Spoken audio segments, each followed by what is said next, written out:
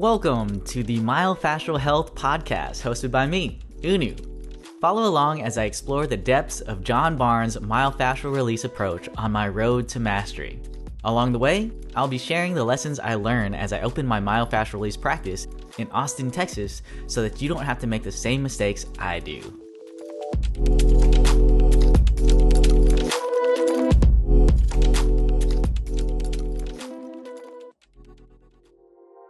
Welcome back to the Myofascial Health Podcast. Now, today I'm joined by a very special guest. She's been a PT for what she says is a very long time. She's done myofascial release for the past 40 years, and she's actually a 4th degree black belt in Yama Karate. It's my honor to introduce Joan Miller, also known as Mickey Mouse in the myofascial release community. Thank you so much for joining me on this podcast. Unu, thank you so much for having me. I love being able to share the passion and the joy of what I do and, what I live. Yeah, myself included. Now, I have actually just met you for the very first time. I've seen you post in MFR Insight, but I was retaking MOBs with Dave Frederick, and you happen to be one of the participants. And I think it's such a great thing to be able to see instructors taking some of these courses, because not only do you teach this stuff, but you're also a student in this. Can you talk us through what inspired you to take that class? Yes, obviously I've taken all the myofascial classes at some point or another, except for pediatrics. That's kind of a joke in my world because we don't have children. I never did anything with children much. And so that's the only class I haven't taken. But we know that it's very important to repeat things. The more we repeat, the more we get. And even with when I teach fascial pelvis, I have people that say, wow, this is my 3rd repeat and I'm just now getting it.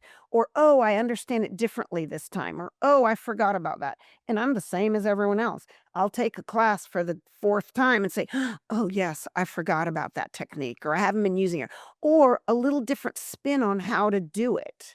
So I made obviously, first year of pandemic, I didn't really do a lot. There weren't classes for quite a while. And then I didn't. And then last year I repeated my own class, which is funny. The one I teach for so long, I took with Rob, who's another one of the instructors and the head therapist in Sedona. And it was just great. And I had taken the Mo's with Dave some years back and decided I needed to repeat that too, because the techniques are so good, and it's so good to be a participant, because it brings you to a different place than when you're teaching, obviously. The hands-on is always great. And when you say it brings me to that place, what is the difference for you? Reconnecting with the techniques in a different way. When I went out on my own privately in 1998, I work by myself, and I have 99% of the time. Every once in a while, there'll be another therapist we might co-treat. But what happens, we all know this, it's human nature, is when we're doing something over and over for so long, we tend to sometimes kind of be in a pattern. And this is good to go back to, oh, yes, let me add that, or how someone else presents it brings me to a different level of, oh, let me put that, and I say thought, but it's really the feel with MFR into it. So that's what repeating helps me do. Yeah, I couldn't agree more. I think myofascial release is the first type of course where when I repeated it, it's meant something different. And just like you said, when you're doing things a lot, you kind of build a pattern. Or for me, it kind of goes into autopilot. So when I get to repeat a class, I'm very intentional, and I realize that I've maybe kind of rushed things, not to go too fast necessarily, but like, for example, the thing that comes to mind is, John teaches us to sink into the depth barrier towards the table and then nudge to the outsides to the depth barrier. And I know that when I hadn't taken a seminar for a while, when he said that, I was like, there is so much space that he provides for you to feel those two separate things. Whereas when I do it kind of on autopilot, because I've done it hundreds or thousands of times, I sometimes will just combine both of those. And I know that he says not to do that, And so it's very much just making sure you're aware so that you can feel into these different layers and sensations. So I totally agree with you. Now, something that you had mentioned was fashion pelvis. And for those who are maybe new to this podcast, that is one of the courses that is taught in Myofascial Release, of which Joan here, aka Mickey Mouse, is an instructor. It's one of the courses where you don't need any prerequisites.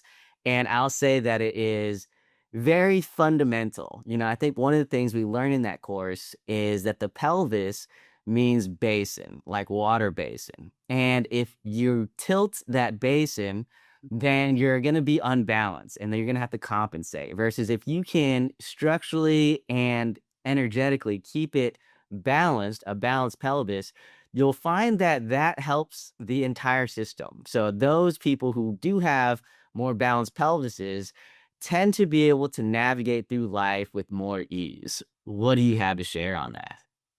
I totally agree. If I can go back 1 second, Yep. well, a minute, basically, when you were saying about the depth barrier and not combining them, it's funny because one of the things that I took away from Dave, we have those aha phenomenons, right? Oh, when we've taken it 3 times and we hear something differently.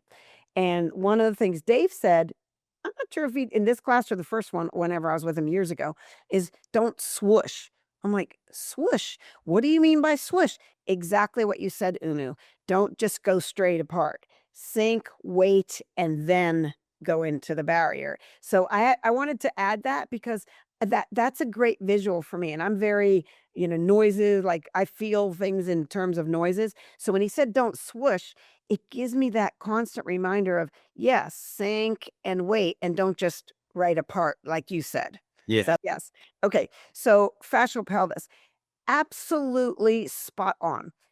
John says something to the effect of when the pelvis is imbalanced, like particularly with, at the pubic rami where the stability occurs and the pelvic floor, and what you're talking about, the pelvic basin, then the consciousness feels unsafe.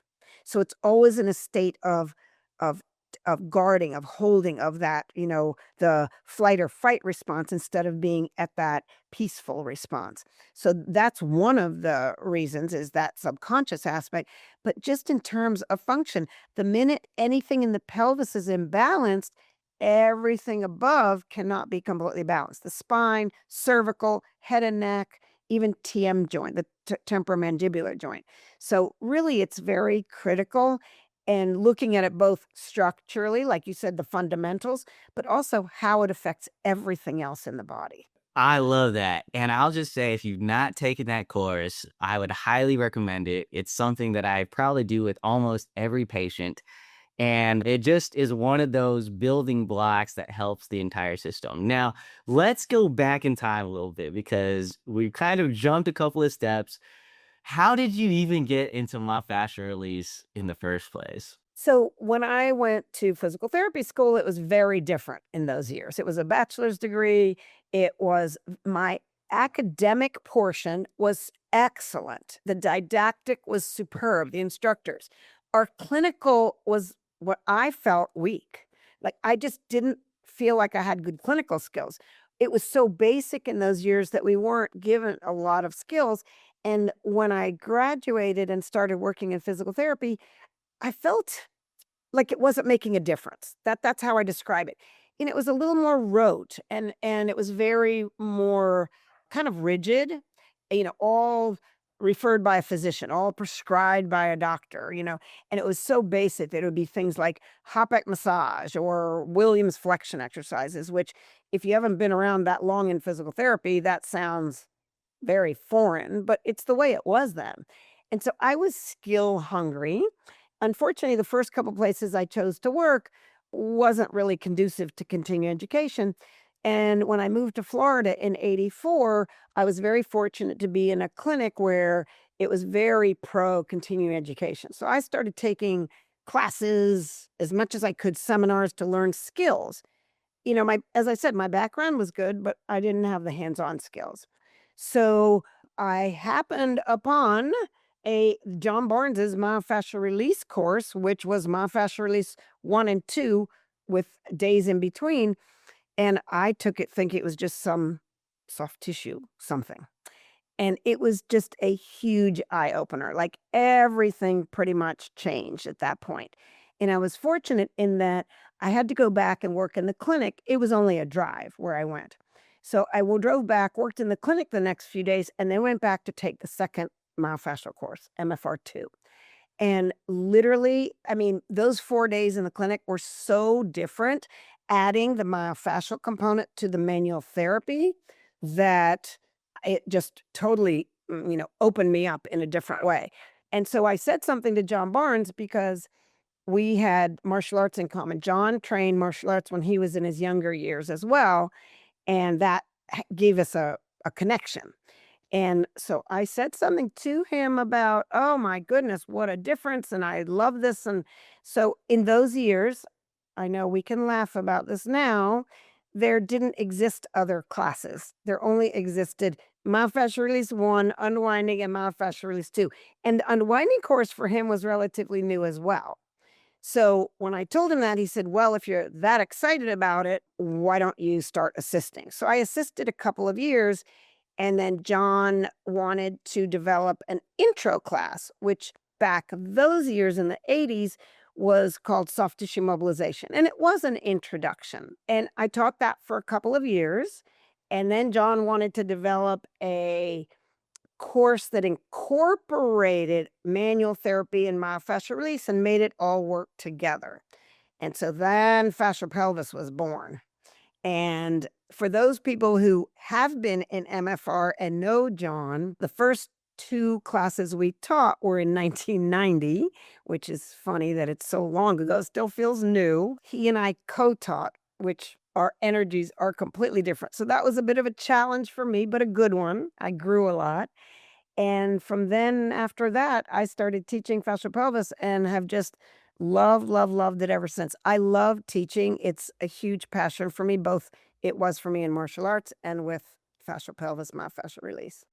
That's amazing, to know that there was a time when it was just kind of the basics, the fundamental building blocks. I can't help but smile because, like, today it's like, oh, how do I get quote unquote expert level? Right. That and it's like you have to do X, Y, and Z. But there was once a time I was like, there was none of that extra stuff. Like just the bare bones, and that's all you needed. And so it's Yeah. cool to hear you talk about that. And something you mentioned was our energies are very different. And you even sprinkled in some consciousness talk with your fascial pelvis. And I know that coming from, let's say, a physical therapy background, you're not taught those things. And it's cool to hear you say, this is just a normal conversation. Whereas I know that if I was around, let's say, my physical therapy classmates, that would kind of ruffle some feathers. So, how are you able to make that transition, or was it something that came easy to you? That's a great question, Unu. So, number one, I tend to think what we call more that left brain, the structure. Like when I see things, I see it more structurally. And then when I feel it is when I feel the myofascial. There are other therapists, one of my closest friends, who intuit it better. She sees it with her hands, she feels it with her hands, whereas I see it.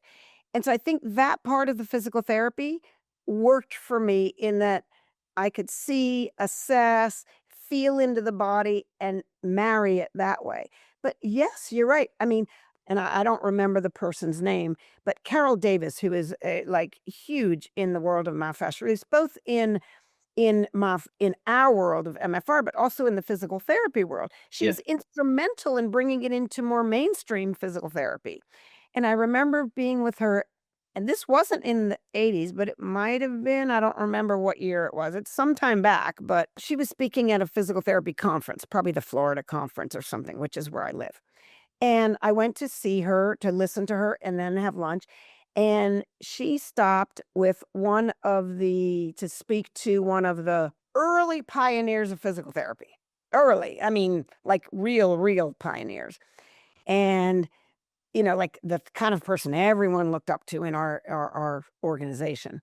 And she introduced me as soon as she said, She teaches for John Barnes Myofascial Release. That person turned away. They were not interested. It was, because like you said, in the world of traditional physical therapy, particularly in those years, it wasn't accepted. I was around for the years where John was castigated and challenged and, called, all kinds of weird or, whatever for talking about energy and talking about emotion.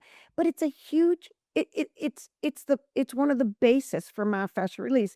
So it's very interesting to come from that perspective where it wasn't accepted and then see it very gradually over the years very much more incorporated. Now, I won't say that all programs are still, yay, myofascial release, wonderful to talk about energy and emotion, but I think it's more mainstream now. There were many years when I taught early on where people didn't even know what I was they'd never even heard of MFR, and that's not the case now. So, I think for me, it was the ability of kind of putting together that sense of the structure, which is why I love teaching fascia pelvis so much because they do have the structural aspect with the fact that we do talk about that there's memory and consciousness in every cell. And in every time we're touching somebody, we're talking about the whole, we're touching and feeling into the whole person, not the shoulder. Or I call it telescopic medicine. We're looking at your shoulder.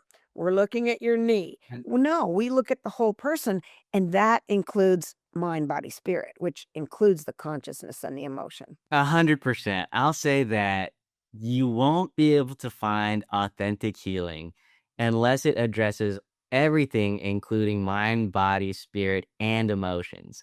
And I think a lot of times we go to people who have one of those things, and then you never really get that full resolution that you're looking for.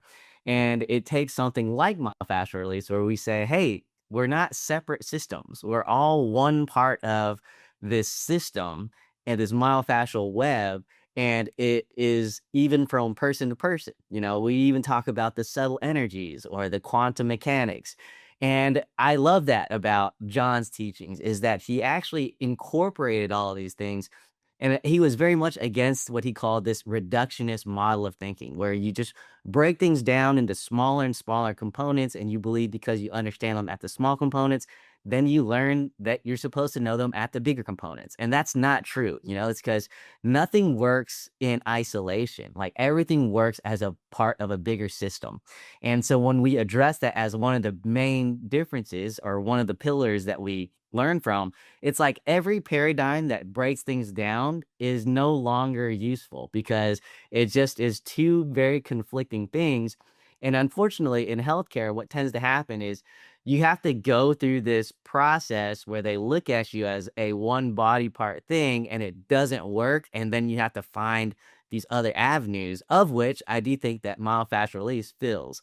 And I can only thank those of y'all who knew John during that time. It's funny because I've only got to know John like in the past decade or so, and so I didn't see these parts of what he had to go through or what he had to believe in himself and even be criticized by those close to him. And for it to grow into what it is now, it's like I just got to see the kind of complete picture. I think it's still going to grow, but it wasn't any of this like this developmental stuff that was happening.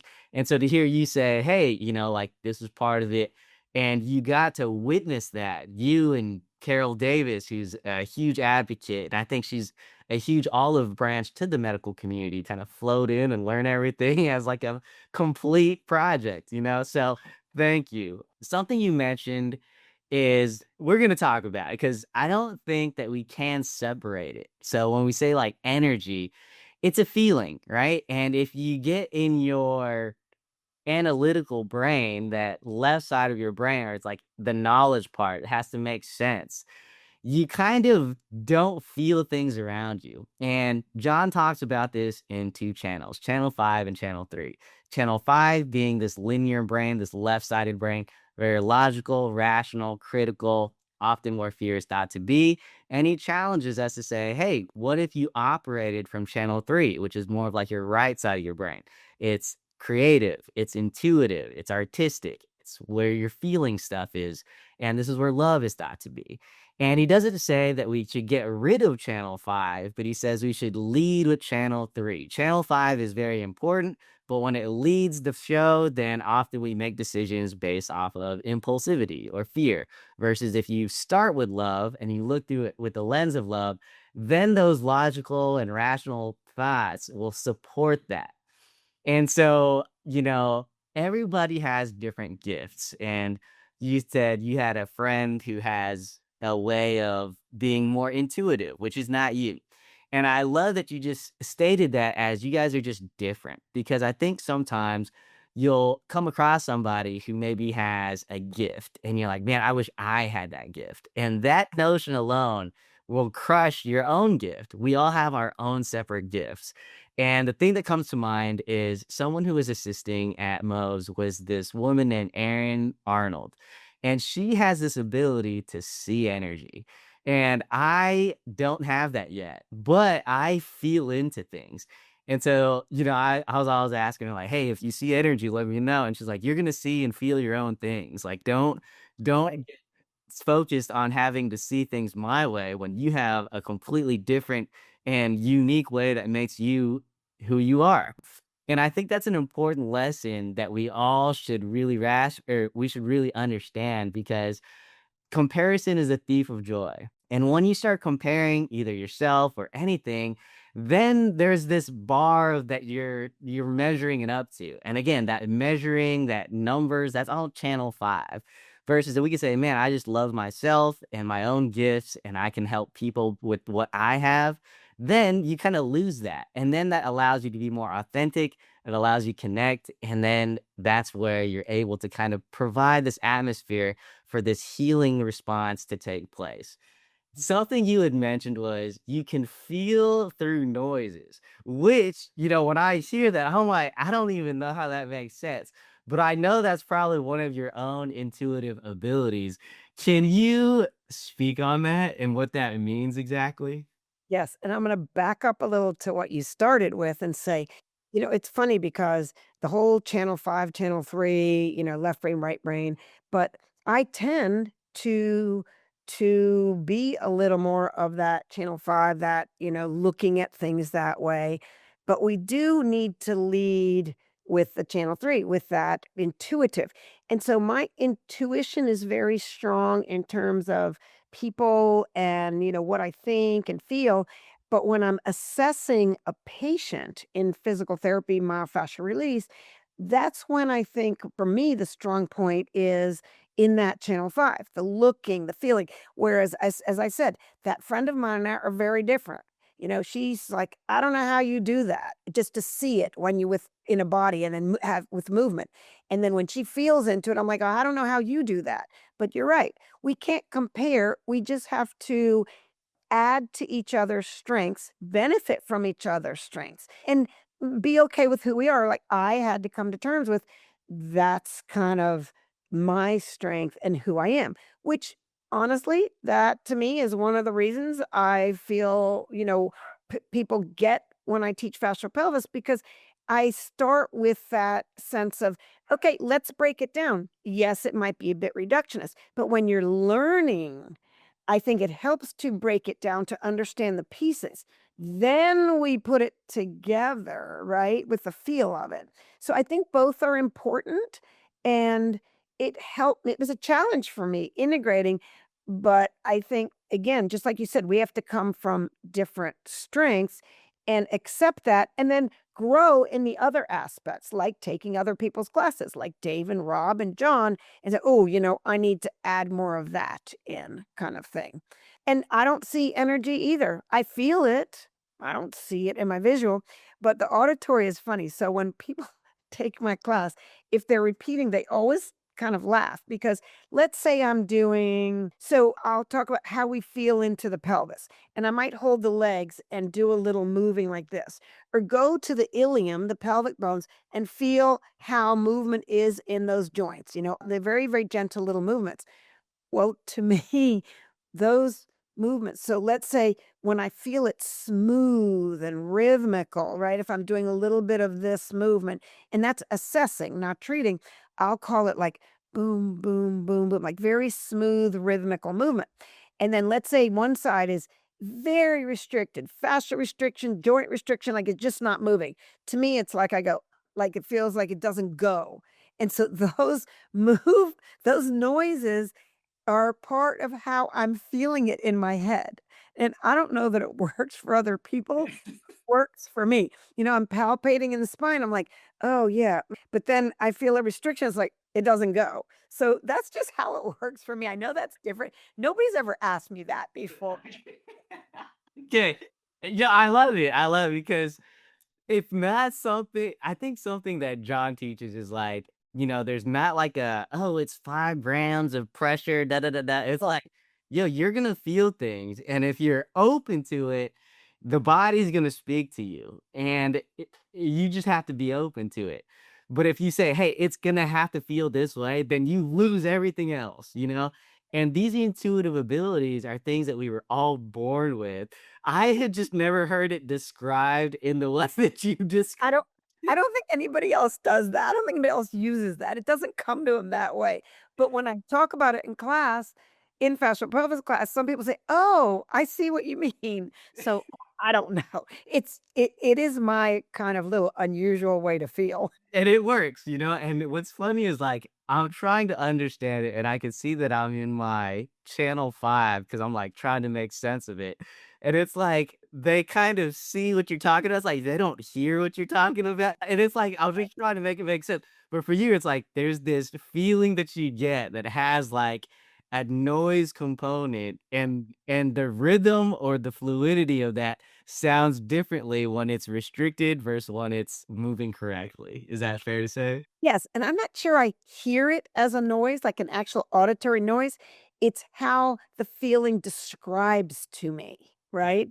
So hopefully if you decide to repeat this class whenever I teach it, you'll see because it's very apparent in life, right? If it's very apparent in class, like you'll see something move well and I'm describing it like that, bum bum bum bum, or and then you could see it not move, like a stuck spot. So when the brake's going, it stops. So that's just the way that it just makes a description for me. It's pretty Yeah, I love it. Like, I'm excited to take it. I've never had a myofascial release course taught in this way. I am signing up. I think you're teaching in Houston. I'm gonna be there. Okay. yeah, great. Now, okay, you got given this nickname, Mickey Mouse, and I know that when you hopped up on stage in Moves, I had never met you, but I just knew, like, that's Mickey. Like, I just knew that. How did you come across that nickname? Well, it's actually pretty silly. I mean, literally, it's such a silly little thing. So people, if someone's been in MFR, they know what unwinding is. Well, you get the instruction page, that you're coming to class, and bring your wear a two-piece swimsuit or whatever that you have to be able to see and treat the body, whatever, bring whatever. Okay, so wear a bathing suit and I'm thinking to myself, well, I need a cover up for my bathing suit. Now, the first class I took was in Captiva Island, Florida, which was one of the things destroyed by one of the hurricanes. But it's basically, it was like 3 hours for me. And I was like, oh, great. I'll just drive down there. And I'm not unbelievably living in Florida. I came for work and stayed. I'm not a beach person. I'm not a water person. I'm not a swimmer or any of that. I had a bathing suit, but that, so I'm thinking, well, I'm not going to sit around in my bathing suit in class. Who does that? And remember, this is way back years. And I said, well, I need a cover up. I need something big that I can take on and off easily because if people aren't familiar, in class, one of it, John or me or whomever is teaching, then we go back and practice on each other. So you have to be able to get the skin. We treat on skin, not on clothes. So I was just thinking, okay, I have to have something I can take on and off very easily. So I bought, you're in Florida, which is the land of Mickey Mouse at Disney, right? We live not far from Disney. So I went to the gift shop and just bought a big old t-shirt and it had this huge, like full trunk size Mickey Mouse on it. Like, I didn't care. It wasn't that I was a big fan. It was just something I could take off. So here I am in class And unbeknownst to me what even unwinding was, I start unwinding, it's a subconscious thing. It's not something we induce. And John came up and he always described it as saying, and I see this little head poking out of this huge Mickey Mouse shirt. And I thought, oh, look at, I'm just going to call her, like he just said, I called her Mickey. Like he saw the big old Mickey Mouse and, and saw me and just, it's such a silly little thing, but he never, ever, ever in 40 years used my name. It was only Mickey. It wasn't a really big story, but we also connected that way because like I said, the martial arts and how wowed I was, and it was a big class then. It was even for those years, it was a huge class, but somehow I know, in those years, John was still treating, in class, like, not just demonstrating, but treating, and I remember going up and being treated, and that's how we made the connection of martial arts, and I still had that Mickey Mouse shirt on, so I guess for him, it was just forevermore Mickey, and then I always used to joke that it's not my big ears. That's good. Okay, and, something you mentioned was unwinding, and unwinding, for those of you who've yet to take it, or maybe you're not even in this myofascial release world, you just kinda came across this podcast. It's an involuntary movement, okay? And it allows your body to find what's called positions of past trauma to ultimately process and go through it. I think a lot of times when we go through different traumas, we tend to repress it or avoid it. And then that kind of just becomes a broken record playing in the background subconsciously. And so, one of the things that myofascial release can do, and it's not going to happen every time, and it's not something you induce forcefully, but if the patient or client feels vulnerable enough that they can trust you, oftentimes this can come up. And it is very freeing and liberating because John talks about like we were wearing a straight jacket that we can't see. And this allows us to finally move out of that. And you start to move through life without this broken record or these limiting belief systems playing in the background. And you get to live this fulfilled life that we in myofascial release often get to enjoy. But I always remember the person I was before I was introduced into myofascial release, this very logical, linear, you needed to make things make sense to make decisions, pros and cons of everything. Versus now, it's just kinda like, "Huh, which way do I feel better?" And kind of trusting that, I think you talked about intuition, and I think we all have that. But as I don't know if it's me just being a guy, but it's like, I will question my own intuition, and I just kinda get in my own way versus if I just kinda, like, go with my gut and just trust it and just see how it leads me, then what I can see now is those decisions that I made that didn't quote unquote make sense, but it just felt the best. That has led me into this life that I couldn't have even imagined. And so I think a lot of us, when we let go of control, we allowed things to naturally take place that would normally do so without us getting in the way. I learned to totally trust my intuition. When I started all of this, I didn't think I was intuitive at all. I just didn't. And I learned that I really was, but it's learning to trust our intuition. And now I feel like that's a huge part to just trust your intuition. Kind of a funny piece. I have a friend, a PT friend that lives, for like about a couple hours away. And way back years, she was doing PRN work, and she would come up here when I was traveling to teach and treat my patients for me because we had very similar styles. And one day, one patient, I asked her, "Could you come a day early? Let's co treat before I leave. And then here's your patients for when I'm gone." She said, "Sure." This woman was very, very complicated. She was, I don't remember, it's many years ago, many, many, but something she was, I think, in her 30s and had multiple spinal surgeries. I don't remember the actual issue, but how complex her case was and how much pain she was in. So I thought that would be great to co-treat because what we know is co-treating is not twice as good. It's usually like squared 4 times as good. So I said, okay. So we did, and it seemed to be going well. And then I don't have any recollection of what the last couple things were, but she got up at the end, the patient, and was in a lot of pain. And I'm thinking, oh, that's not good, that at the end. And so I said, oh, I think we need to do it's a technique right out of fascial pelvis, the seated sweep, which I find very effective. Some people don't tend to use, but I find it very effective for certain things. And I said, I think we should do that. My friend said, okay. And we each did. And she got up and she was like, oh, I'm so much better like that over the whatever pain problem it put something together. And after she left, my friend said to me, "How did you know that? Like, did you just make that up?" Actually, she said something that wasn't as polite. "Did you just make it up?" And I said and we laughed, and I said, "I guess I did." I said, "It's intuitive." It was just intuitive. This is what she needs. And we did, and it was the right thing. And I had learned to trust that. So from then on, that became a joke with us. Did you just make that up, or was that intuition? So no, I didn't just make it up. It was intuitive. But definitely we have to trust that intuition. And I learned that over the earlier years. Can you talk me through that? So let's say you're talking to me where I'm like, I believe I have intuition, but it's hard for me to trust it. What allows you to take those steps? Oh, that's a great question. I think experience.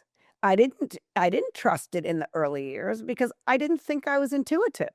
So maybe it was just, oh, for that young woman, right? Like that was in so much pain. I just felt like I needed to do it.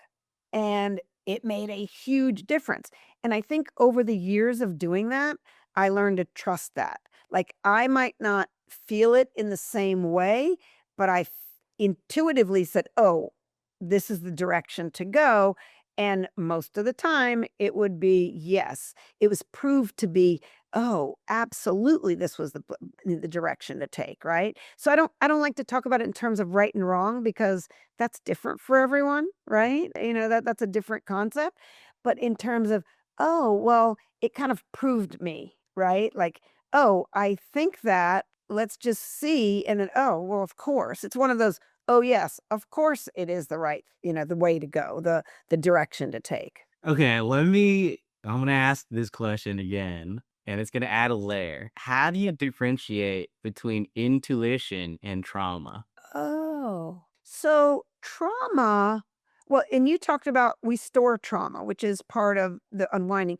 And unfortunately, in our society, we're often told to push it down. Oh, don't cry, especially for men in this, society, in this culture. Oh, don't cry. Or, oh, as I said in martial arts, don't show pain, right? Don't show pain. Or, why be angry? That's not polite or whatever that is. So we often hold it in our bodies. And I think those traumas are as just as complex and hold us back as a physical trauma, right? If we have a physical trauma, we fall, we're in a car accident, we have a surgery, those are all a physical trauma. But even there's emotion attached, right? And so I think it can be either or. And so for me, the trauma is the history when I take the history, but also when I feel, for example, you'll hear people say things like, I'm treating, and all of a sudden I felt like I needed to ask them about, whatever, a car accident, an assault, whatever that comes to them. So I think they are two parts of a similar thing. But to me, intuition has to do with all of it, like how I feel about somebody. Oh, I intuitively like that person. Or it's not just about, oh, I intuitively thought I should do that technique, or I should move in that direction.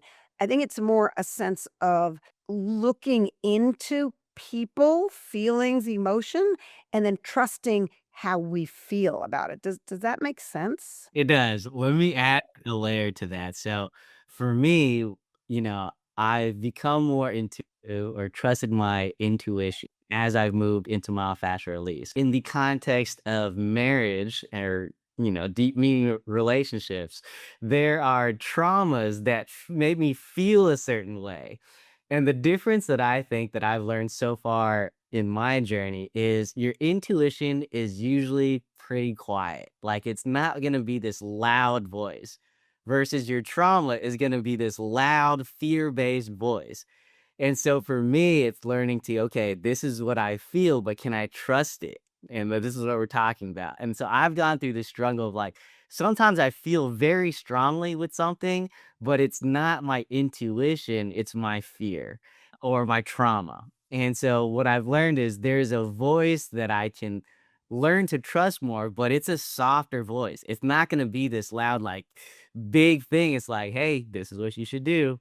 Hey, your tone is getting a little bit riled up, and it's like I can discount it and say like I'm gonna be angry, and it doesn't ever end well when I don't express it in the best ways. But what I've learned is like, okay, there's a part of me that is trying to guide me, and that's my intuition. Mhm. And it's like you said, I think when I'm working, that intuitive voice I've learned to trust because you just go with it. In the beginning, I was like, I feel like I'm supposed to say this, but I'm not used to saying this. And then they're like, how did you know that that was your? Yeah. How did you know that, I'm hitting here from my hip, but you touched my shoulder? How did you know? It's like, I don't know. I don't know any of this stuff. It's just, there's like a feeling towards it. There's like a magnetic pull or like something catches your attention. And these things happen all the time in life, but I think for myself at least, where I'm like, "Oh, I have to do X, Y, and Z," and then I miss these things. I forget to smell the roses. And it's when I pause and I'm still that it's like, wow, there's all these things that are just speaking to me, but I just have to pause and be still to see them and hear them. Yeah, and that's probably a little of the channel 3 as well, and what I've been very reminded of in the recent days by an incredible event that occurred is mindfulness. So, it's just being mindful, and as you said, in relationships, it's easy to just get caught up and maybe not, whatever, whatever, but if we feel into it, and I think that's experience also. Was I as good intuitively in the early years of my marriage? Probably not. Now I'm better. But that's just we're always growing and learning. And for me, accepting that, I really am pretty intuitive and more importantly, trusting the intuition, I think is a lot of a learning process. And, we're still learning. We're always growing and learning, hopefully.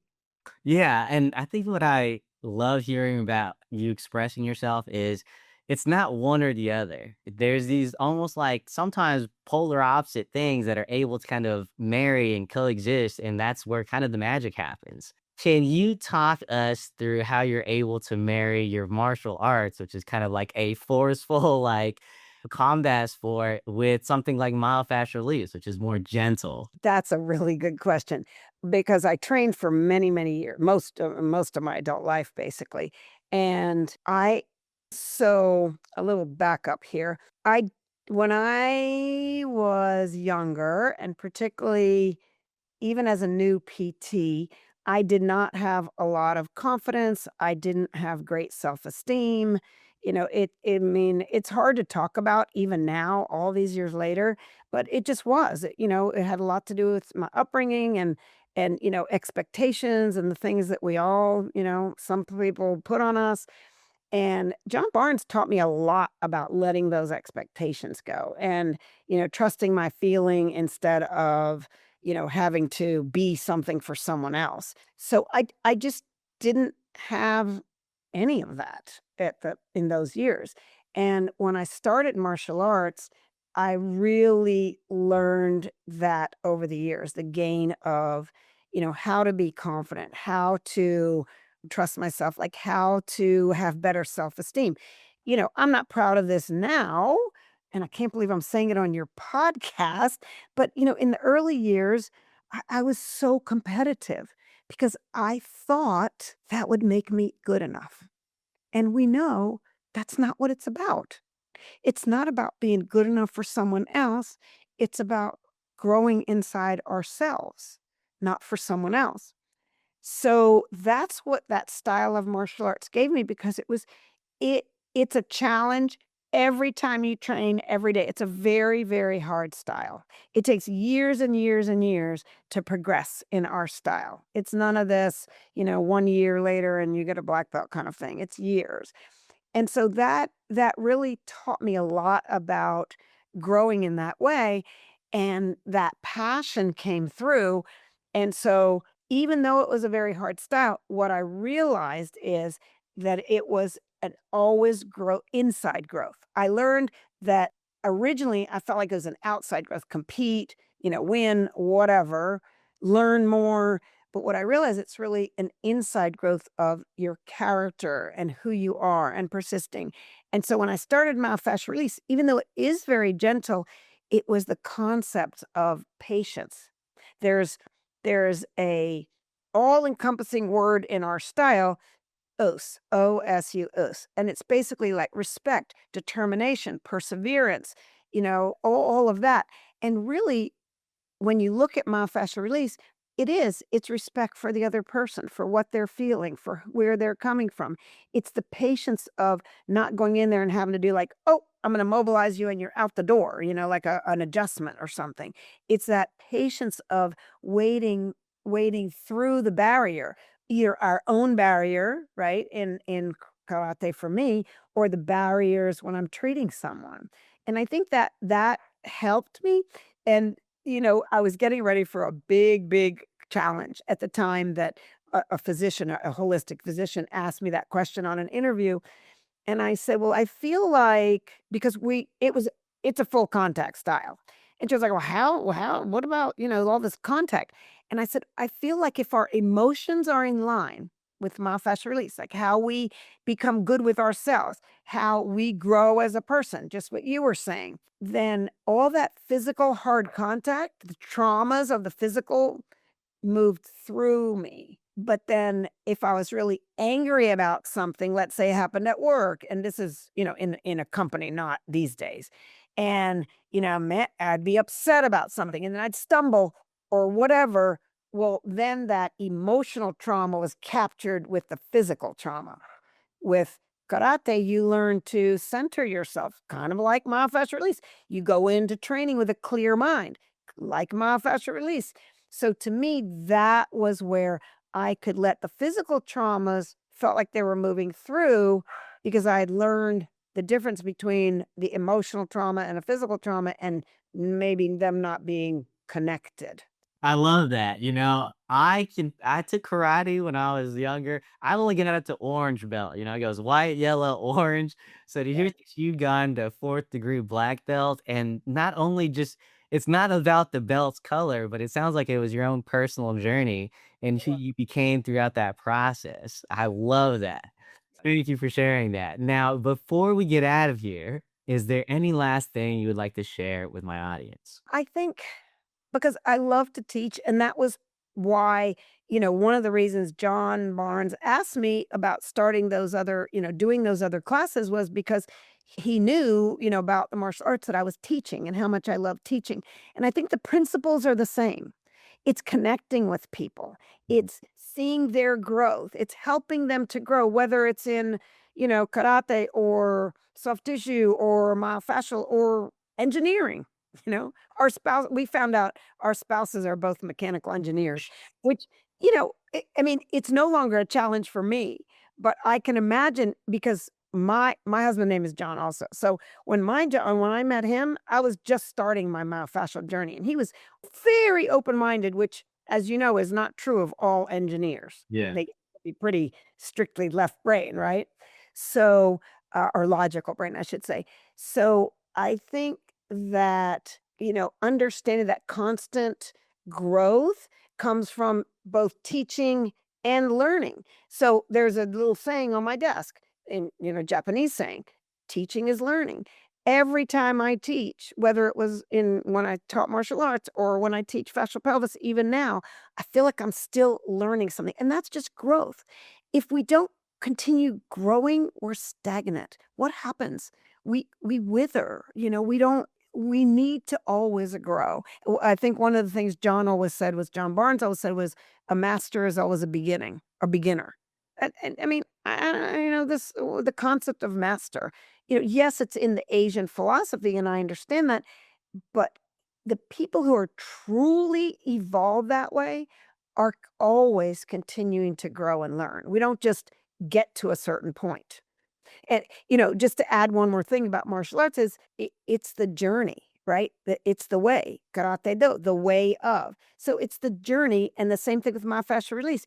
It's the journey. Even though I've been doing it this long, when I took, a repeated fascial pelvis in November and MOBs in January, I was like, "Oh, and more growth. Oh, I can do," so it's just a constant process, and I hope that that fits what we were your question.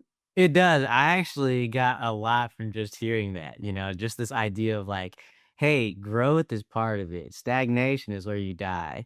And sometimes growth feels painful, So, but it's Yes. not saying, hey, I wish this wasn't painful. It's growing amidst that so that you can handle more, you can learn the lessons. And I'll just say that for myself. Maybe I'm just a slow learner, maybe that's a myth. I'm gonna add one more thing. When you were talked about fear a couple times, which comes from that logical brain, one thing that really struck me is fear. Courage isn't the absence of fear. It's facing it and moving through it.